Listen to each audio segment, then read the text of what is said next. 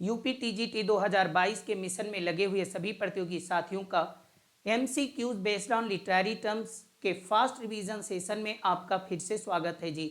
देखिए, इसका part 1, part 2, part 3, part 4 पढ़ाया जा चुका है। ये आप लोगों के सामने जी पार्ट 5 आज है। और मैं आप लोगों को बार बार ये बात स्पष्ट कर देना चाहता हूँ, क्योंकि कल भी कुछ विद्यार्थी, कुछ कैंडिडेट शिकायत कर रहे थे कि सर प्रश्नों का जो स्टैंडर्ड होता है आप काफ़ी हाई कर रहे हो, अर्थात तो टीजीटी पैटर्न के नहीं हैं। देखिए, आप 2016 और 2021 के प्रश्न पत्रों को अच्छे से जी एक बार विश्लेषण कर लीजिए, उसको अच्छे से एनालाइज कर लीजिए, आपको खुद ही पता चल जाएगा कि वो क्या है। ठीक है ना। देखिए, डे बाय डे कोई भी कम्पिटिटिव एग्जाम हो, उनके जो प्रश्नों का, उनके क्वेश्चन का जो स्टैंडर्ड है वो अपग्रेड होता जा रहा है। ठीक है ना। हमेशा ट्रेडिशनल क्वेश्चन को ही पढ़ते रहने से आपकी सफलता जी सुनिश्चित नहीं हो सकती। ये बात आप खुद भी समझते होंगे और मैं बता रहा हूँ, और आपको पहले से भी जी पता होगा। ठीक है। तो बिना देरदार किए हुए हम लोग आते हैं और आप प्रश्नों का जवाब लिखिए और समझिए और देखिए।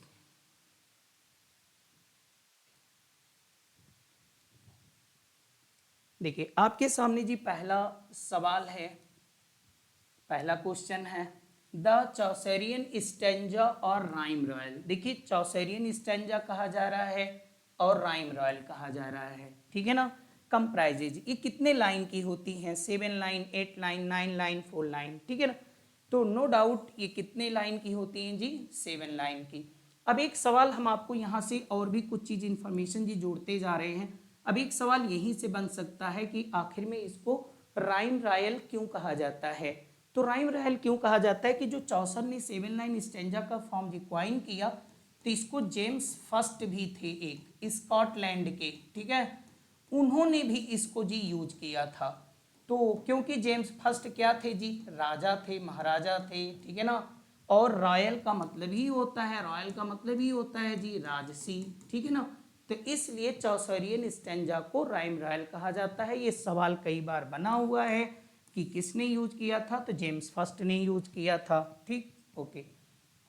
हर एक प्रश्न में, हर एक क्वेश्चन में कुछ ना कुछ चीजें जी नई जोड़ते रहिए, सीखते रहिए। अगर आपको वो बात पता भी है फिर भी वो बात बताई जा रही है, कुछ एडिशनल चीजें जी ऐड की जा रही हैं, तो उनको भी आप लोग लेते रहिए। ठीक।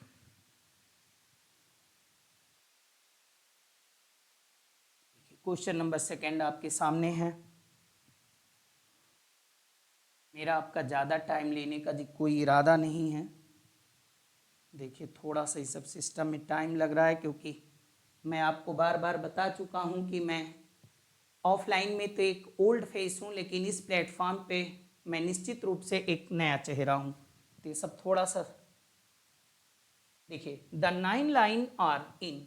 तो 9 लाइन किस में होती हैं? देखिए, चौसेरियन में तो जी 7 होता है, आठवा रैमा में जी तो 8 होती हैं, टर्जा रैमा में जी क्या होती हैं? 3 होती हैं। तो स्पेंसिरियन स्टेंजा में कितनी होती हैं जी? ये 9 लाइन होती हैं। बताइएगा। अब इसमें एक चीज़ आप हमें बताइएगा, एलेक्जेंड्राइन क्या है? ठीक है ना। ये सब आप लोग खुद भी जानते होंगे और बताते रहिएगा। अगर मैं बता दूं तो आप खुद उसको सर्च कीजिए जी, जानने की कोशिश कीजिए। जितनी बार आप जितना ही सर्च करिएगा, उतनी ही बारीकी से आप लोगों का कमांड हो जाएगा, आपके कॉन्फिडेंस का लेवल भी उसी तरह जी इम्प्रूव होता रहेगा। ओके। कहते हैं द स्टोरी,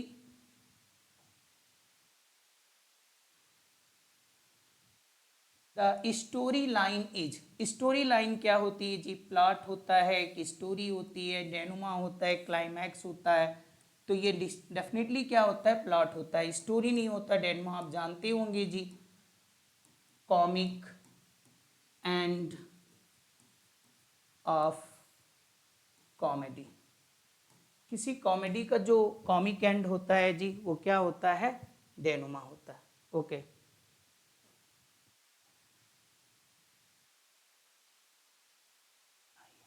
क्वेश्चन नंबर 4 पे,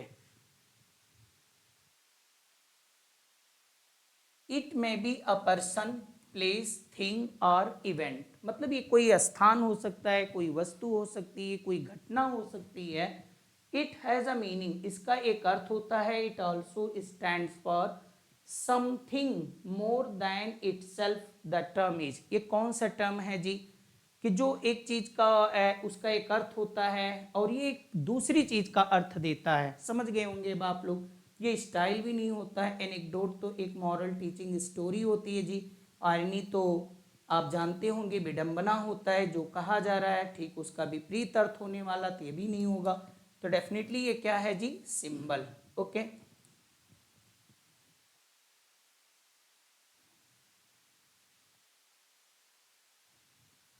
the figure of speech in which a part is use to show the whole, है ना, जिसमें एक पार्ट को होल के लिए, or the whole to a part, और जिसमें पार्ट को होल के लिए, होल को पार्ट के लिए, यानी अंश को पूर्ण के लिए, पूर्ण को अंश के लिए जी प्रयोग किया जाता है। तो ये क्या है, होता है जी, सिनेक्डोकी, लैटोटेस, प्रोसोडी, ऑर्नी, क्या होता है जी, तो डेफिनेटली ये क्या होती है, सिनेक्डोकी। जैसे मैंने कहा I work for my bread, मैं अपनी रोटी के लिए काम करता हूँ। तो रोटी क्या है जी, रोटी एक पार्ट है ना, किसका पार्ट है, पार्ट ऑफ फूड, ये भोजन का एक भाग है। तो ब्रेड को किसके लिए यूज किया गया जी, फूड के लिए। और ये क्या है, एक अंश है, एक पार्ट है, और ये फूड एक कंप्लीट चीज है जी, पूर्ण चीज है। ठीक है ना, समझ गए होंगे। यही चीज वो आपसे पूछ रहा है, ये फिगर ऑफ स्पीच। ओके, आगे बढ़ते हैं। क्वेश्चन नंबर 6 देखिए। अब उसको मैंने ज़्यादा क्लियर नहीं किया क्योंकि एग्जाम्पल जी उसी का है। कहते हैं just for a handful of silver और ही लेफ्ट अस, उसने मुट्ठी भर सिल्वर के लिए हम लोगों को छोड़ दिया। हम लोगों को छोड़ दिया, अब एक सवाल तो यहीं से बन सकता है जी, इसको भी आप सीखिए, है ना। ओके, उसने छोड़ दिया, अब आप हमें बताइए किसने छोड़ दिया। ओके, किसने छोड़ दिया, ये बात कौन कहा है और कहाँ कहा है, क्यों कहा है, ये आप लोग कमेंट बॉक्स में लिखिएगा, आप सर्च करिएगा, बताइएगा कि मिल्टन ने वर्ड्सवर्थ के लिए कहा, कि वर्ड्सवर्थ ने मिल्टन के लिए कहा। ये ही कौन है, ये ही जी कौन है, ये मिल्टन है, आप बताइएगा कि ये वर्ड्सवर्थ हैं। ठीक, देखिए सर्च करते रहिए, हमेशा खोजी बनिए। अगर आप अपनी सफलता में, सॉरी, आप अपनी एग्जाम में, आप इस परीक्षा में जिस सफलता को 100% श्योर करना चाहते हैं तो डेफिनेटली खोजी बनिए। ओके, बताइएगा, मैं ज़्यादा नहीं लूँगा टाइम। तो डेफिनेटली ये क्या है, सिनेक्डोकी। क्यों, क्योंकि मुट्ठी भर सिल्वर क्या होता है, वो पूरी पैसे की, वो पूरी उनको जो मिलने वाली जो कमाई है जी, पैसा है ना, या उनको जो रॉयल्टी मिल रही है उसको जी ये रिफर कर रहा है। ओके, यूजलेस रेपिटेशन, जो यूजलेस रेपिटेशन होता है, यूजलेस का मतलब अननेसेसरी, जिसकी कोई जरूरत नहीं है, पुनरावृत्ति। रेपिटेशन आप जानते होंगे जी, पुनरावृत्ति, उसी चीज को दोहराव जिसको आप कह सकते हैं जी। तो ये क्या है, तो ये क्या है, नॉनसेंस, रेपिटेशन, रिकरेंस, टाइटोलॉजी। तो ये क्या है, टाइटोलॉजी। जैसे मैंने कहा clear, I do not want a free gift. अब जैसे मैंने कहा कि मैं फ्री गिफ्ट नहीं चाहता हूं, तो मैं फ्री गिफ्ट नहीं चाहता हूं, बताइए। तो जब आप फ्री गिफ्ट नहीं चाह रहे हो जी, ओके, तो गिफ्ट तो फ्री ही होता है ना। अब आपको यहाँ फ्री कहने की कोई जरूरत नहीं है, केवल आप गिफ्ट कहिए, गिफ्ट फ्री ही होता है ना। ओके, तो ये चीजें आपकी जी बन रही हैं टाइटोलॉजी। ये सब पढ़ाया जा चुका है आप लोगों को। देखिए, थीम इज, थीम क्या होता है जी, देखिए, the long story, the long plot, the insight about human life express in a literary work. तो ये क्या है जी, ये विकल्प आपका ऑप्शन सी सही है। क्वेश्चन नंबर 9, फटाफट आप लोग पढ़ते रहिए, बताते रहिए जी। ओके, कहते हैं a precise description of a place is known as, जब किसी स्थान का, किसी भौगोलिक जगह का, कि वहाँ के लोगों का रहन सहन क्या है, पहाड़ हैं कि नदियां हैं, लोगों के वेशभूषा क्या हैं, उन लोगों की कल्चर क्या है, उन लोगों के फेस्टिवल क्या होते हैं, है ना, उनकी लिविंग स्टाइल क्या। जब इस चीज को कहीं दिखाया जाता है जी, ओके, तो वो क्या कहलाता है, टोपोलॉजी, टोपोग्राफी, जियोग्राफी, जियोलॉजी। तो इस चीज को लिटरेचर में क्या कहा जाता है जी, टोपोग्राफी। कौन इसके लिए प्रसिद्ध है बहुत, बताइए। लोकल कलर भी इसी चीज को कहा जाता है जी, याद रखिएगा। अब लोकल कलर है, कई बार पूछा गया है आप लोगों से, है ना। और इसके लिए कौन जाने जाते हैं, इसके लिए थॉमस हार्डी बहुत अच्छे से जाने जाते हैं, ठीक है ना जी। ये थॉमस हार्डी, कई बार पूछा गया है कि टोपोग्राफिकल डिस्क्रिप्शन के लिए किसका नाम आता है जी, कौन आता है, ओके। अब बहुत लोगों का आता है, अब उसको सब बताइएगा कि मीनिंग कंट्री किसका है जी, ससेक्स किसका है ना। ये सब पढ़ाया गया है आप लोगों को, ठीक। लेकिन आप इसको अपने ऐड करते चलिए। Question number 10, which is the example of transferred epithet. अब ये ट्रांसफर्ड एपिथेट क्या होता है, फटाफट आप समझते जाइए। एपिथेट क्या होता है जी, एडजेक्टिव। कुछ भी कठिन नहीं है, केवल समझने की देरी है आपके। और ट्रांसफर का मतलब तो आप जानते ही होंगे जी, स्थानांतरण कर देना। जब किसी चीज का स्थानांतरण कर दिया जाता है, ठीक है ना, जहां एडजेक्टिव को लगना है वहां एडजेक्टिव नहीं लगता, वो दूसरी जगह जाके सेट हो जाता है। जैसे मैं लिख दूं कि I spent sleepless night, sleepless night. अब बताइए, मैंने स्लीपलेस नाइट गुजारा, तो बताइए स्लीपलेस बिना सोए कौन थी, बिना सोए रात थी कि बिना सोए मैं था, ओके। तो कौन नहीं सोया था, मैं नहीं सोया था। तो स्लीपलेस यहां होना चाहिए, लेकिन इसको हम कहां लगा दे रहे हैं, नाइट के सामने, ओके। तो यहां पे क्या हो जा रहा है कि ट्रांसफर्ड एपिथेट का एग्जाम्पल क्या है, इवनिंग स्टार, ड्रीमिंग हाउस। अब बताइए, ड्रीमिंग हाउस मतलब, ड्रीमिंग हाउस इसका मतलब हो गया कि स्वप्न देखने वाला जो घर हो, ओके। तो आदमी सपने देखता है, घर नहीं सपने देख रहा है जी, ओके। स्वप्न देखने का काम जो व्यक्ति का है, लेकिन इसको किसके पहले लगा दिया गया, हाउस के सामने, जैसे आपने बताया, पढ़ा होगा, है ना। आगे भी कई एग्जाम्पल, ज्यादा उस पर नहीं करते हम लोग, आगे ध्यान देते हैं। कहते हैं the Greek term meiosis is for the figure, किसके लिए आता है, अंडर स्टेटमेंट, ऑक्सीमोरॉन, एडिंटेशन, हाइपरबोल। ये तो आप जानते होंगे, ठीक है, ओके, ये हो गया। अब आप ये बताइए किसका अपोजिट है, ओके। कि अंडर स्टेटमेंट किसका अपोजिट है जी, ये हाइपरबोलिक का अपोजिट है। क्वेश्चन नंबर 12 में आइए, बताइए।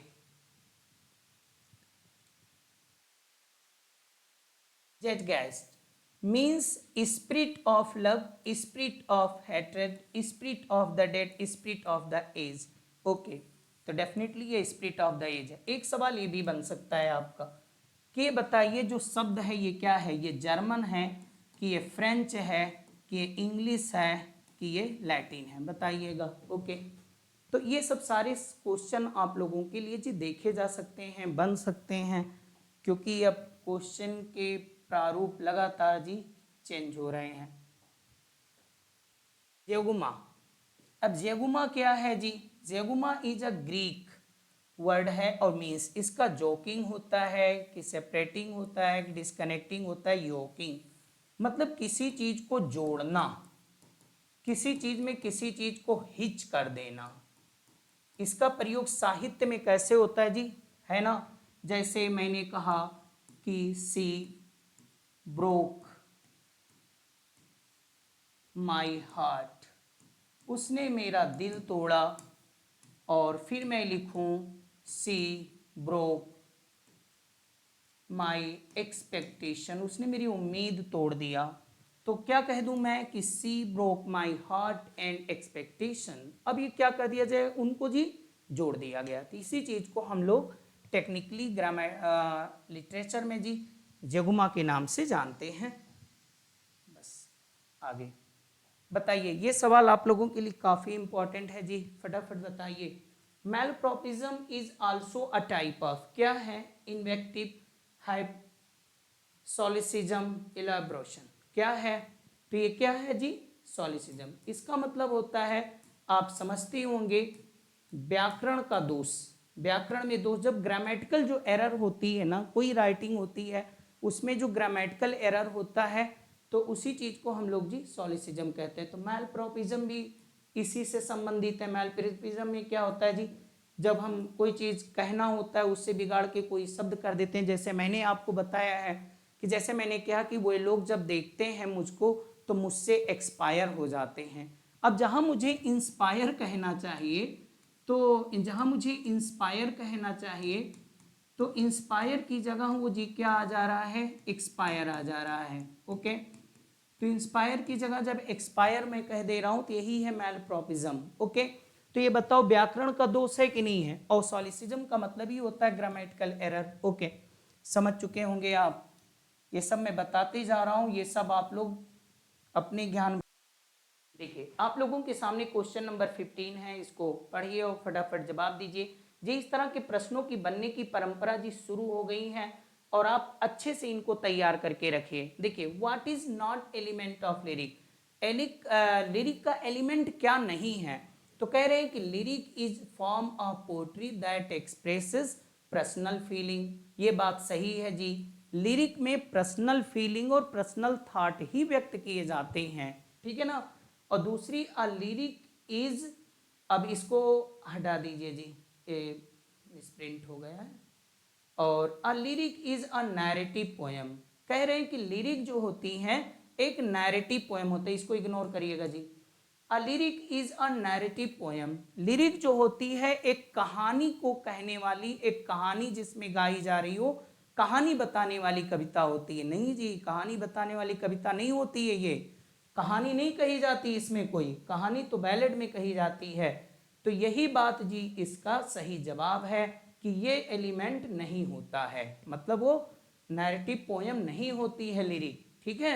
ओके, अब जैसे मैं बता रहा हूँ, कोई गीत आप सुनते हैं, मैंने कहा कि वो मेरी जिंदगी बन गई, मैं उसकी जिंदगी बन गया, धीरे धीरे मेरी जिंदगी में आई, मेरी जिंदगी बन गई, मैं उसका हो गया, वो मेरी हो गई, हम दोनों खो गए। अब ये क्या है? अब ये कोई कहानी है? यही तो गीत में गाया जाता है ना, ठीक है ना। जो लिरिक होते हैं तो उसमें इमोशन का सिर्फ फ्लो होता है, ठीक।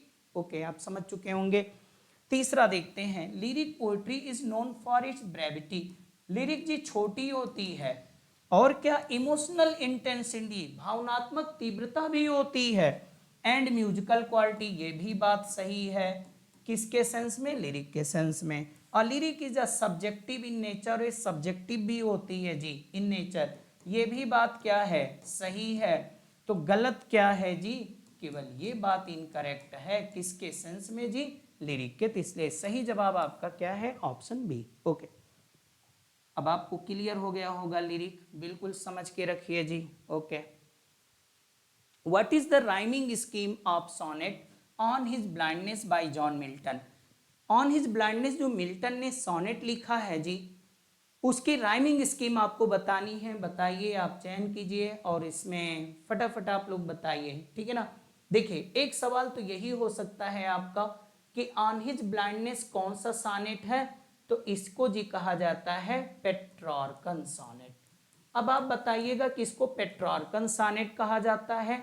ऑन हिज ब्लाइंडनेस ही जी जो है ये मिल्टोनिक सोनेट भी है। मिल्टन ने लिखा तो मिल्टोनिक सोनेट हो गया।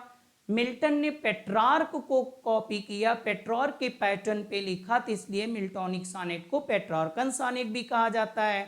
और पेट्रार्क महोदय ने इटली के थे, इसलिए पेट्रार्कन सोनेट को इटालियन सोनेट कहा जाता है। याद रखिएगा, इटालियन सोनेट ही पेट्रार्कन सोनेट है, पेट्रार्कन सोनेट ही मिल्टोनिक सोनेट है, ठीक है ना। इटली में सोनेट ऑरिजिन हुई, पेट्रार्क पहले लिखने वाले थे, तो इटली में पैदा हुई थी इटालियन सोनेट। पेट्रार्क महोदय ने जिस पैटर्न पे लिखा हो पेट्रार्कन सोनेट, और पेट्रार्क के मॉडल को ही मिल्टन ने इमिटेट किया, तो इसलिए मिल्टोनिक सोनेट को पेट्रार्कन सोनेट ही कहा गया। तो उसकी राइम स्कीम क्या है जी? बताइए। तो क्या है? ये भी नहीं है, आप जानते होंगे, ये भी नहीं है। वो क्या है? A B B A C D E, इसको थोड़ा सा याद कर लो जी। A B B A A B B, ये बहुत प्रचलित है, अब्बा अब्बा बहुत लोग जानते हैं, सभी लोग जानते होंगे। तैयारी इस सी डी हो गई। अब देखिए पेट्रार्कन सॉनेट का क्या होता है स्ट्रक्चर जी, ऑक्टेव होता है, ये सब बात आपको याद रहनी चाहिए, और सेस्टेट होता है, ये सब जानिए। और शेक्सपियरियन सॉनेट क्या है, वो इंग्लिश सॉनेट है। इन सब बात को ध्यान से सुनते जाइए, कभी कभी यहाँ से सवाल आते हैं और हम लोग हड़बड़ी में होते हैं आप और गलत कर देते हैं, ठीक है। चलिए question number 17, which is not correct fact about on his blindness. ये बहुत ही इंपॉर्टेंट क्वेश्चन है, बाप बताइए जल्दी। देखिए अब क्वेश्चन इस तरह, जैसे ऑन हिज ब्लाइंडनेस, जैसे अभी तक क्या था, मेरी बात को 2 मिनट आप लोग धैर्य से सुन लीजिए। देखिए ट्रेडिशनल में क्या है, यही पूछ लिया जाता था कि ऑन हिज ब्लाइंडनेस किसकी सॉनेट है। बिल्कुल आसान सा क्वेश्चन होता था कि जॉन मिल्टन का ऑन हिज ब्लाइंडनेस है। तो ऐसे सवाल जब आते भी हैं तो उन सवाल आपके सही भी होने चाहिए, लेकिन वो सबके सही हो जाते हैं। जब इस तरह से दिए जाते हैं तो टाइम टेकिंग भी होते हैं, जो लोग अच्छे से पढ़ें वही कम समय में फटाफट क्वेश्चन को जी अटेम्प्ट कर सकते हैं, ठीक है ना, जिनके पास इसकी अच्छी स्टडी है। कहते हैं which is not correct fact about on his blindness, on his blindness के बारे में करेक्ट फैक्ट क्या नहीं है, बढ़िया से हर चीज पढ़ के रखिए जी आप लोग। कहते हैं the poem opens with poets frustration and anxiety but eventually he accepts will of God. मतलब कविता जो होती है वो कवि के फ्रस्ट्रेशन से, यानी कवि अपनी अंधता पर बड़ा ही निराश होता है, बहुत दुखी होता है ना, कि when I consider how my light is spent, okay, जब मैं विचार करता हूँ मेरी रोशनी यानी मेरी नेत्र दृष्टि कैसे चली गई, तो कभी बहुत ही निराश होता है। तो ये बात क्या है जी, सही बात है, ये करेक्ट बात है, ओके। दूसरा पढ़ते हैं आप, the poem is a Petrarchan sonnet, अभी अभी मैंने आपको बताया, divided into 3 quatrain following by a couplet. यहां तक बात तो सही है जी। जब आप कभी कभी क्या होता है पूरा नहीं पढ़ते हैं, पेट्रार्कन सोनेट यहां तक सही है, लेकिन ये बात जो कही जा रही है कि 3 quatrain following by a couplet, अब ये बात क्या है जी, गलत बात है। ये तो शेक्सपियर महोदय का है, इंग्लिश सोनेट में होता है। पेट्रार्कन सोनेट में ऑक्टेव और सेस्टेट होते हैं, यही बात अभी मैंने आपको पहले क्वेश्चन में बताया, ओके। आगे तीसरा कह रहे हैं कि Thomas Newton and editor gave title on his blindness. और जो ऑन हिज ब्लाइंडनेस टाइटल है जी, इसको ये क्वेश्चन यहीं से भी बन सकता है। देखिए आप लोग फटाफट कि ऑन हिज ब्लाइंडनेस ये टाइटल किसने दिया जी, तो ऑन हिज ब्लाइंडनेस की टाइटल जो होती है वो थॉमस न्यूटन ने दिया था। तो मिल्टन ने क्या दिया था, मिल्टन ने उनको कहा था when I consider how my light is spent, है ना, जो उसकी पहली शुरुआती लाइन है वही उसकी टाइटल थी। आगे तो ऑल आर करेक्ट नहीं जी, सही जवाब आपका यही है कि ये बात मिल्टन के, एक मिनट, ये देखिए which is not correct fact about on his blindness, तो आपका ऑप्शन नंबर जी क्या है, बी वाला ही सही है कि पोयम पेट्रार्कन जरूर है, लेकिन जो आगे इसमें बात लिख दी गई कि divided into 3 quatrain following by a couplet, ये बात नहीं सही है। देखिए थोड़ा टाइम आपका मैंने लिया, लेकिन थोड़ा सा आपको समझाने की कोशिश किया। हो सकता आप भाई हर चीज़ जानते हैं, ऐसा नहीं है कि आप जानते नहीं हैं, लेकिन जानने के बाद भी आपको उस चीज़ को पढ़ते रहना चाहिए। Find the incorrect characteristic of dramatic monologue, बहुत ही इंपॉर्टेंट क्वेश्चन है, आप लोग जरा एक नज़र देखिए और बताइए इसको। Dramatic monologue is a type of narrative poetry in which a single character speaks but the character is historical और फिक्शनल, ओके। बताइए क्या इनकरेक्ट बात कही जा रही है इसमें ड्रामेटिक मोनोलॉग के बारे में, ड्रामेटिक मोनोलॉग के बारे में इसमें कौन सी बात गलत है जी, फटाफट पढ़िए और बताइए। देखिए ये बात तो आपकी जी सही है, ओके, ये भी बात आपकी सही है। दूसरा कहते हैं the poet speaks to a silent listener, कि कवि जो होता है एक साइलेंट लिसनर से बोलता है। तो जी कवि नहीं बोलता है, कवि नहीं बोलता है, उसमें बोलने वाला एक हिस्टोरिकल या फिक्शनल कैरेक्टर होता है, वो बोलता है, कभी नहीं बोलता। कभी किस में बोलता है, ड्रामेटिक लिरिक में बोलता है। जैसे आपने पढ़ा है टिंटन एबे, उसमें ड्रामेटिक लिरिक में जी कभी बोलता है, इसमें कभी नहीं बोलता।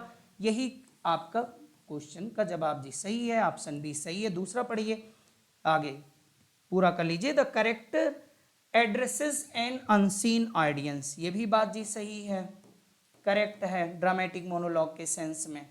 और डी कह रहे हैं a dramatic monologue is also called a persona poem. याद रखिएगा, ये भी सवाल में सवाल घुसे हुए हैं, ठीक है, इसको भी आप लोग याद करके रखिए। ड्रामेटिक मोनोलॉग को क्या कहा जा सकता है? Persona poems. जोड़िए अपने ज्ञान भंडार में नई नई चीजें जोड़ते रहिए, सीखते रहिए, जोड़ते रहिए, पढ़ी हुई चीज को भी पढ़ते रहिए, दोहराते रहिए, कॉन्फिडेंस के लेवल को बढ़ाते रहिए, ठीक है। ओके, कहते हैं occurred in a Germany in the early 20th century, it is movement in the arts, it refers to a modernist movement. क्या है ये? पढ़े रहो, बहुत गहराई से नहीं, तब भी ऊपर ऊपर आप हर चीज को सरफेस पे पढ़े रहो जी। मैं ये कहना चाह रहा हूं आप लोगों से, कोई चीज ना छोड़ो अपनी सफलता को। एक्सप्रेशनिज्म, ठीक, ओके। अब एक्सप्रेशनिज्म क्या है मैं इसमें अब आपको नहीं बताऊंगा, टाइम ज़्यादा लगेगा, आप आगे पढ़ के इसको कंप्लीट करिए सेशन को। कहते हैं कि Wordsworth, Coleridge and Southey, Wordsworth, Coleridge और साउथे को जी are called the lake poet, इनको लेक पोएट कहा जाता है। तो इनको आप लोगों को मालूम होना चाहिए जी, है ना। WCS, वर्ड्सवर्थ, कॉलिंज, साउथे, ये बहुत पूछा जाता है जी, कई बार पूछा गया, इस पे ध्यान रखिए। वर्ड्सवर्थ हैं, कॉलिंज हैं और साउथे हैं, क्लियर। इनको सऊदी भी पढ़ते हैं जो पढ़िएगा। तो कौन इनको कहा? Who coined the term lake poet. अब देखिए ये बात तो क्लियर हो गई कि वर्ड्सवर्थ, कॉलिंज और साउथे लेक पोएट थे, लेकिन ये टर्म क्वाइन किसने किया जी? ओके, तो टर्म क्वाइन किसने किया? फ्रांसिस जेफरी ने, कि TS इलियट ने, कि मैथ्यू आर्नोल्ड ने, कि डॉक्टर जॉनसन ने? तो इसको फ्रांसिस जेफरी ने किया। अब एक सवाल और बताइए हमें, आखिर में फ्रांसिस जेफरी ने क्वाइन किया तो कहाँ क्वाइन किया? बताइए कहाँ क्वाइन किया? तो इसको द एडिनबर्ग रिव्यू में, द लिख ही देते हैं जी थोड़ा, द एडिनबर्ग, थोड़ा हमारी लिखने की प्रैक्टिस नहीं है जी, ओके, थोड़ा नया इसलिए मैं लिखने से पीछे हटता हूँ। एडिनबर्ग रिव्यू, और कब लिखा जी? इन 1817 में। याद रखिएगा, एक सवाल में भी आप एक चीज और सीख गए कि कौन कौन था लेक पोएट? विलियम वर्ड्सवर्थ थे, कॉलिंज थे, साउथी थे। इनको किसने ये टर्म दिया जी लेक पोएट का? फ्रांसिस जेफरी ने दिया। सवाल 2। सवाल 3, क्वेश्चन 3 हो गए कि कहाँ दिया और कब दिया। देखिए कहाँ दिया? द एडिनबर्ग रिव्यू में दिया, क्वाइन किया, और कब किया? इन 1817 में किया। ओके, बस आज का सेशन जी यहीं पे समाप्त होता है। नेक्स्ट वीडियो में, नेक्स्ट क्लास में मेरी आपसे फिर से मुलाकात होगी। तब तक के लिए आप सभी साथियों को नमस्कार जी।